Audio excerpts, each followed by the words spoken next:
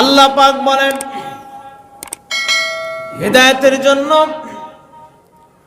আমি আল্লাহ পাক নাজিল করলাম কোরআন এবং আল্লাহ পাক ঘোষণা করলেন ফামান তাবিআ হুদায়া ফালা খাউফুন আলাইহিম ওয়ালা হুম ইয়াহজানুন।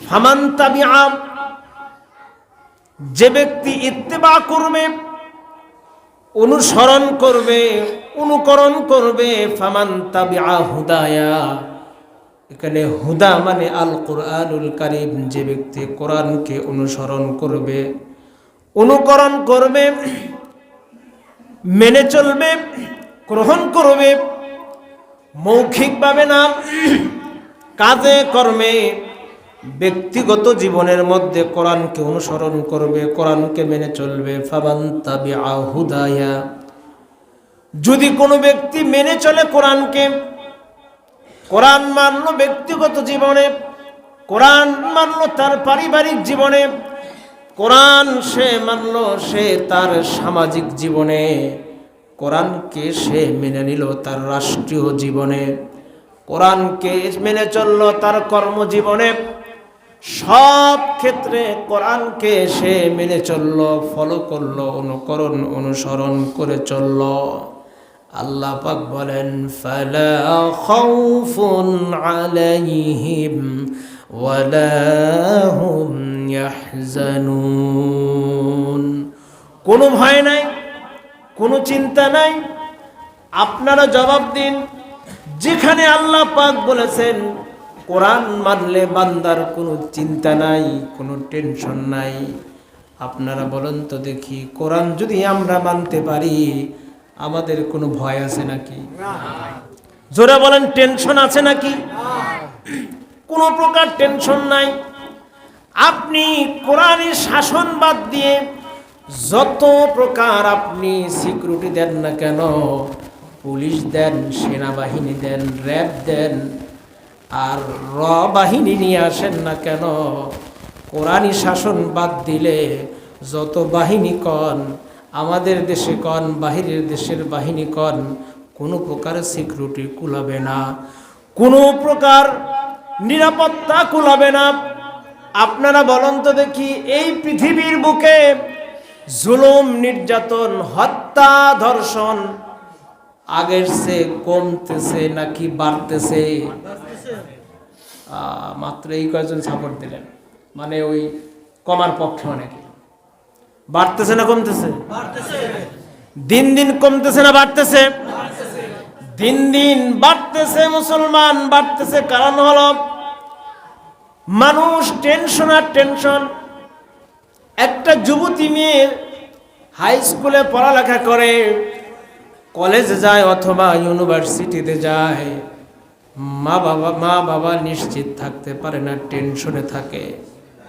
বিকাল হয়ে যায়, টেনশন হয়, সন্ধ্যা হয়ে যায়, আরো বেশি টেনশন বেড়ে যায়, রাত হয়ে যায়, মহা চিন্তা পড়ে যায়।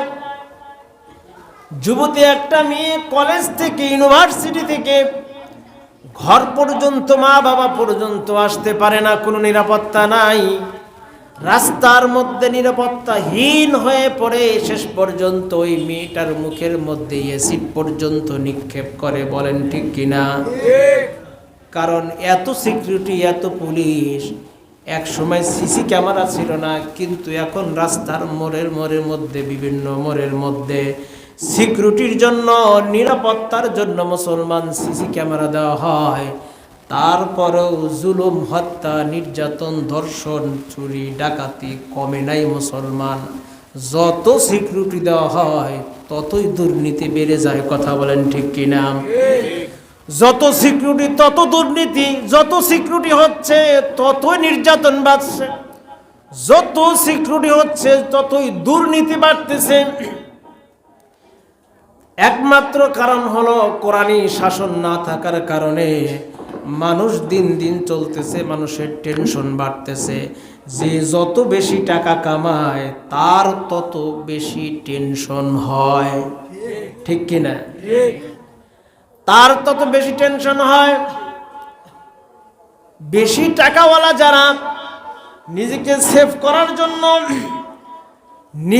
সেভ করার জন্য বেশি টাকাওয়ালারা সরকারিভাবে পিস্তল বলেন, বন্দুক বলেন, লাইসেন্স করে নেয়, নাকি নেয় না?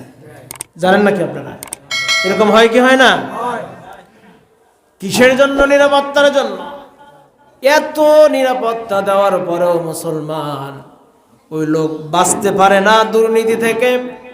আমাদের এই বাংলাদেশে এমন হয়েছে, ব্যাংক লুটপাটের ঘটনা ঘটেছে, ঠিক কিনা?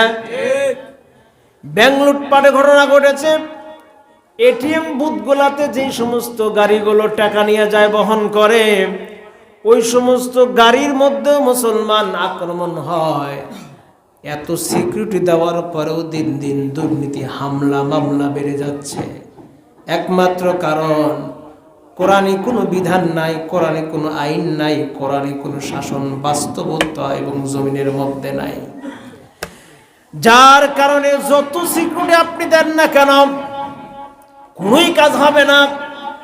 আর আমার আল্লাহ কত সুন্দর ১৫০০ বছর আগে মানুষকে সতর্ক করে আল্লাহ পাক বলেন, ফামান তাবিআ হুদায়া ফালা খাউফুন আলাইহিম ওয়ালা হুম ইয়াহজানুন। মানুষের কল্যাণের জন্য, নিরাপত্তার জন্য, শান্তিতে ঘুমাবার জন্য, ছেলে মেয়ে নিয়ে নিরাপদ থাকার জন্য, স্ত্রী নিয়ে নিরাপদ থাকার জন্য, টাকা পয়সা নিয়ে, স্বর্ণ অলংকার এগুলো নিয়ে নিরাপত্তা থাকার জন্য আল্লাহ পাক বলেন, ফামান তাবিআ, যে ব্যক্তি সকল ক্ষেত্রে কোরআনকে অনুসরণ করলো, বালা মুসিবত, বিপদ আপদ, টেনশন এবং ভয় ভীতি থেকে সেই নিরাপদ থাকবে। সুবহানাল্লাহ। আজ যদি কোরআনী শাসন থাকতো, এত সিসি ক্যামেরার প্রয়োজন হতো না, এত সিকিউরিটির প্রয়োজন হতো না। কোরআনী শাসন থাকার কারণে সকলের অন্তরের মধ্যে আল্লাহর ভয় জমে আসতো। দুর্নীতি তো দূরের কথা, রাস্তার মোড়ে মোড়ে ট্রাফিক ভাইরা গাড়িগুলো থামিয়ে 50 টাকা, 100 টাকা, 500 টাকা, 1000 টাকা তারা কখনোই নিত না। কারণ আজান হওয়ার সাথে সাথে তারা মসজিদে গিয়ে সেজদা দিত। জোরে বলেন ঠিক কিনা? নিজের চোখে দেখেছি আমি, দেখেছি কত নিচু মন মানসিকতা হলে পারে। রিস্কা আটকিয়ে দিয়েছে, রিস্কাওয়ালার কাছে টাকা নাই। শেষ পর্যন্ত রিস্কাওয়ালার কাছে 5টা টাকা ছিল। শেষ পর্যন্ত 5টা টাকা ট্রাফিক বাইকে দিয়ে বলল, স্যার টাকা নাই, চা খেয়ে নিয়েন। নাউজুবিল্লাহ। কেন হয়েছে মুসলমান? দুর্নীতি দিন দিন বাড়বেই। যতদিন কোরআনী শাসন না হবে ততদিন অন্যায় দিন দিন বাড়তেই থাকবে। জোরে বলেন ঠিক কিনা? এই জন্য আল্লাহ বললেন, 1 নম্বর বললেন হুদাল লিন্নাস, মানুষের হেদায়েতের জন্য নাজিল করেছি কোরআন। হেদায়েত মানে অনেক ব্যাখ্যা। হেদায়েত মানে সকল প্রকার অন্যায়, অশ্লীল, শয়তানি কর্মকাণ্ড থেকে বেঁচে থেকে নিজেকে সঠিক পথে পরিচালিত করার জন্য চেষ্টা করা এবং ইচ্ছা করা, এর নাম হলো হেদায়েত। এর নাম কি? কথা বলেন, নাম কি? এর নাম হলো হেদায়েত। আল্লাহ বললেন, এই হুদাল লিন্নাস, হেদায়েতের জন্য নাজিল করলাম কোরআন। আর আজকে দুঃখের সাথে বলতে হয়, এই কোরআন নাজিল করেছেন আল্লাহ পাক হেদায়েতের জন্য। আর আজকে কোরআন নাজিল, আজকে মানুষ ঘরে কোরআন রাখে সকালে সকালে তেলাওয়াতের জন্য, সূরা ইয়াসিন পড়ার জন্য। মানুষ এই কোরআনকে ব্যবহার করে সকালবেলা শুধু একটু পড়ার জন্য। কোরআন ব্যবহার করে কেউ ভয় পাইলে, ভূত পেতনি ধরলে হুজুরের কাছে নিয়ে যায় ফু দেওয়ার জন্য। কোরআন ব্যবহার করে রমাদান মাসে কে কয় খতম দিবে এটার জন্য। কোরআন ব্যবহার করে মুসলমান শুক্রবার আসলে একটু তেলাওয়াত করে, সুন্দর গিলাপ দিয়ে পেঁচিয়ে শোকেসের উপর আলমারির উপর রাখার জন্য কোরআন আজকে মুসলমান ব্যবহার করতেছে। মেয়ে যুবতী হয়ে যাচ্ছে, বিয়ের বয়স হয়ে যাচ্ছে, কোরআন যদি পড়তে না পারে ছেলের পক্ষ এসে খারাপ বলবে, মেয়ে ইন্টার পাস করছে কোরআন পড়তে জানে না। এই লজ্জা পাবে বিদায় কোরআন শিখায়। এই জন্য অনেকে কোরআনটাকে এইভাবে ব্যবহার করতেছে। কোরআন এই জন্য ব্যবহার করে মানুষ, আল্লাহ পাক দিলেন হেদায়েত গ্রহণ করার জন্য, আর মানুষ এটাকে গ্রহণ করতেছে। মা মারা গেছে, বাবা মারা গেছে, কবরে আযাব হচ্ছে এটা জানে, কারণ বাবা কত দুর্নীতি করে গেছে, সুদ খেয়ে গেছে, ঘুষ খেয়ে গেছে, ভালোই জানে, খুব ভালোভাবেই জানে। এই জন্য চিন্তা করে 10টা 5টা কোরআন খতম করে যদি দিতে পারি হয়তো বাবার কবরে আযাব একটু কমে যাবে। এই জন্য কোরআন এখন ব্যবহার করে খতম করে মৃত ব্যক্তির আযাব কমানোর জন্য। ঠিক কিনা জোরে বলেন?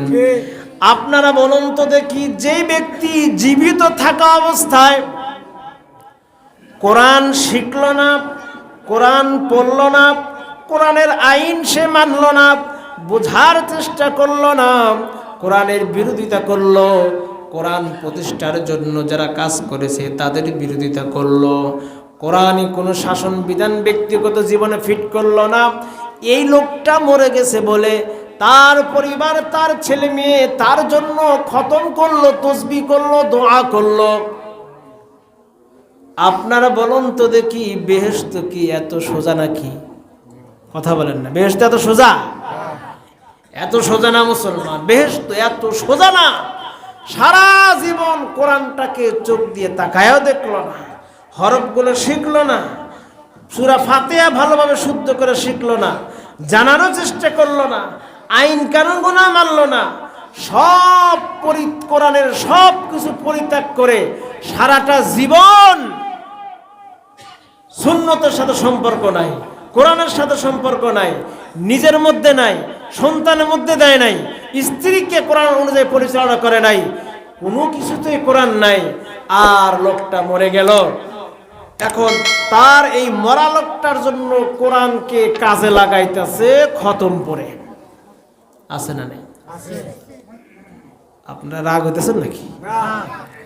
লোকটা মারা গেছে, এখন মরা লোকের জন্য কোরআন কাজে লাগাইতেছে। 10টা হুজুর নিয়ে আসে, মাদ্রাসার ছাত্র নিয়ে আসে, ইতিম পোলাপান নিয়ে আসে, খতম পড়াচ্ছে, অহরহ খতম পড়ায়।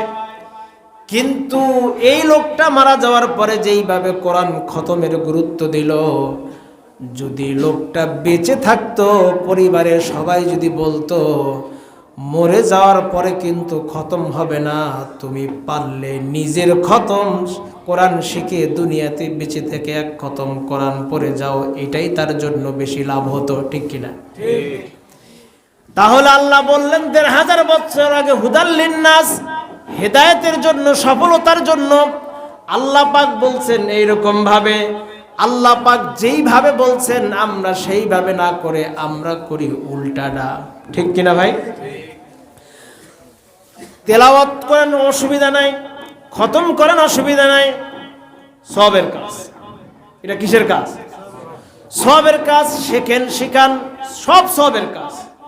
কিন্তু কোরআনের আইন বিধিবিধানগুলো মানা, নামাজ পড়া যেরকম ফরজ, হুবাহুব কোরআনের আইন বিধিবিধানগুলো জীবনের প্রতিটা ক্ষেত্রে বাস্তবায়ন করা একই ফরজ। যদি আপনি না করেন আখিরাতে ধরা পাবেন। শুধু আমরা নামাজকে ইবাদত মনে করে ফেলেছি, শুধু আমরা রমজান মাস আসতেছে, এই রমজান মাসে রোজাকে ইবাদত মনে করেছি, আমরা শুধু হজকে ইবাদত মনে করেছি, ইফতারি খাওয়াবো এটাকে ইবাদত মনে করেছি, বাবা মারা গেছে 40-এ খাওয়াবো ইবাদত মনে করেছি, লোকজন ডেকে মিলাদ শরীফ পরে জিলাপি খাওয়াবো এটাকে ইবাদত মনে করেছি। কিন্তু মুসলমান, এখানে ইবাদত সীমাবদ্ধতা নয়। আল্লাহর আইন অনুযায়ী নিজে চলা, অন্যকে চালানোর জন্য চেষ্টা করা, কোরআন জমিনের বুকে প্রতিষ্ঠিত করার নাম সবচাইতে বড় ইবাদত। কথা বলেন ঠিক কিনা? একটা জিনিস লক্ষ্য করেন, আপনি যদি নামাজ পড়েন, আমি যদি নামাজ পড়ি, এককভাবে হয়ে গেল। যে নামাজ পড়ে হয়তো সে হজ করে না, যে নামাজ পড়ে হয়তো বা যাকাত দেয় না। আবার দেখেন যে ব্যক্তি যাকাত দেয়, কিছু দেয় আবার কিছু দেয় না। লুঙ্গি এবং শাড়ি যাকাতের কাপড় নামে বিতরণ করে দিয়ে দেয়। আবার কেউ দেখবেন 5 ওয়াক্তের মধ্যে 2 ওয়াক্ত পরে 3 ওয়াক্ত পরে না। আবার কোনো মুসল্লি আছে সারা সপ্তাহ নামাজের কোনো খবর নাই, শুক্রবারে বড় হুজুর সেজে যায়। আবার কোনো মানুষ আছে রমজান মাসে শুধু নামাজ পড়বে, কোনো মানুষ আছে দেখবেন ঈদের নামাজ শুধু পড়বে। আবার কোনো মুসলমান আছে 5 ওয়াক্ত পড়বে না, জুমার নামাজও পড়বে না, রোজাও থাকবে না, তারাবিও পড়বে না, ঈদের নামাজও পড়বে না। কিন্তু মুসলমান, তাদের নামের শুরুতে মুসলমান লেখা আছে, মোহাম্মদ লেখা আছে। বড় বড় কথা বলে, মনের নামাজ সবচাইতে বড় নামাজ। এরকম নামাজ আছে না? নামাজি আছে কি না? মনের নামাজটাই বড় নামাজ। এবার আসেন, যদি আপনি যদি কোরআন যদি প্রতিষ্ঠিত করেন, কোরআন যদি আপনি যদি জমিনের বুকে কায়েম হয়ে যায়, তাহলে মুসলমান ইসলামের সব বিধানগুলো মানা সহজ হয়ে যাবে। আল্লাহর জমিনটা জান্নাতে রূপান্তরিত হয়ে যাবে। সুবহানাল্লাহ। চালু থাকবে আল্লাহর আইন, কিন্তু প্রতিষ্ঠিত হবে না। চালু এক জিনিস, সমাজে নামাজ চালু আছে, প্রতিষ্ঠিত নাই। সমাজে রোজা চালু আছে, প্রতিষ্ঠিত নাই। হজ চালু আছে, প্রতিষ্ঠিত নাই। তাহলে আল্লাহ পাকের আইন হলো 500 আইন বিধিবিধান আছে। কয়শো? সবাই বলেন কয়শো? কোরআনের মধ্যে 500 আয়াত আছে, এখানে আল্লাহ পাকের বিধিবিধান। আপনারা বলেন তো দেখি, 500 আয়াতের মধ্যে 5টা আয়াত কি সমাজে প্রতিষ্ঠিত আছে? সবাই বলেন আছে? নাই। তাহলে কিয়ামত ভয়ঙ্কর। আল্লাহ রসুল একটা ভয়ঙ্কর হাদিস বলেছেন, বলবো? আল্লাহ রসুল বলেন, একজন মুসলমান যদি দিন প্রতিষ্ঠার জন্য চেষ্টা না করে, চিন্তা না করে, ফিকির না করে, তার মধ্যে থেকে আশাও নাই, আকাঙ্ক্ষাও নাই যে দিন প্রতিষ্ঠিত হোক, কোরআনের বিজয় হোক, ইসলাম কায়েম হয়ে যাক, কোরআন অনুযায়ী রাষ্ট্র পরিচালনা হোক, এই চিন্তা, চেতনা, চেষ্টা, প্রচেষ্টা, আশা, আকাঙ্ক্ষা যদি তার অন্তরের মধ্যে না থাকে, আল্লাহ রসুল বলেছেন তার মৃত্যু হবে মুনাফিকি মৃত্যু। নাউজুবিল্লাহ বলেন। মৃত্যুটা হবে মুনাফিকি মৃত্যু। কত বড় কথা! চিন্তা থাকা লাগবে, নাই চেষ্টা থাকা লাগবে, আকাঙ্ক্ষা থাকা লাগবে, আগ্রহ থাকা লাগবে, জানও দিতে হবে, মাল দিতে হবে। সব কিছু মিলে যদি কোনোটাই যদি না থাকে মুসলমান, তাহলে ওই ব্যক্তির মৃত্যু হবে মুনাফিকি মৃত্যু। নাউজুবিল্লাহ। আল্লাহ পাক এই মুনাফিকি মৃত্যু থেকে আমাদেরকে বেঁচে থাকার জন্য তৌফিক দান করেন, বলুন আমিন। এরকম মৃত্যু কি আমরা চাই? আমরা চাই নাকি? আমরা এমন মৃত্যু চাই, মুসলমানের চিন্তা থাকতে হবে, মরলে শহীদ, বাঁচলে গাজী। মুসলমান তো এই চিন্তা নিয়ে লালন করবে, এইভাবে বাঁচতে চায়, বাঁচলে গাজী হয়ে বাঁচবো। আর যদি মরে যাই, কথা বলেন, যদি মরে যাই, শহীদ হয়ে মরে যাব। তোমরা সব মরার জন্য প্রস্তুত হও, নেতা খেতার জন্য মরার জন্য প্রস্তুত হও, কিন্তু কোরআনের জন্য মরার জন্য প্রস্তুত না। এই জন্য মুসলমান আমল মজবুত করার জন্য, আমল ইমান শক্তিশালী করার জন্য, যেহেতু সুযোগ আমাদের এসেছে, আমাদের সুযোগ এসেছে কি? বরকতপূর্ণ মাস। এই মাসে নিজের ইমানকে মজবুত করা, চিন্তা চেতনা করা, পিছনের যত আকাম কুকাম যা হয়েছে, অপরাধ যা হয়েছে, আল্লাহর কাছে খাঁটি তওবা করে মনের মধ্যে আল্লাহর দিনকে বিজয় করার চিন্তা চেতনা করবো তো ইনশাআল্লাহ, করবো তো ইনশাআল্লাহ।